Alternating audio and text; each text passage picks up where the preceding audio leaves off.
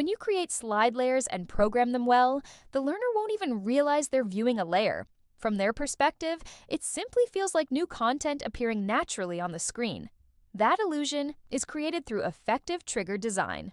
As we discussed in the Triggers panel series, triggers are what drive interaction in your lesson. To begin, you'll open the Trigger wizard using the new trigger icon in the Trigger panel. Once the wizard opens, you'll select Show Layer as the action and then choose the specific layer you want to display. This is where clear layer naming becomes critical. As soon as you start working with multiple layers, vague names like Untitled Layer 1 or Untitled Layer 2 will slow you down and increase the chance of errors. Descriptive names help ensure the correct layer appears at the right time and in response to the right learner action. Next, you'll define when and how the layer appears.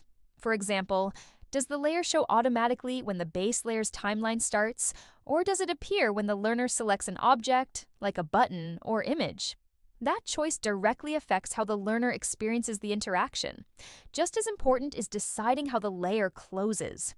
Hiding a layer also requires a trigger. In most cases, you'll create that trigger directly on the layer itself. For example, when the learner selects a close button or when the layer's timeline ends. However, you can also place the trigger on the base layer, such as hiding the layer when the base layer's timeline reaches a specific point. The key takeaway is intention.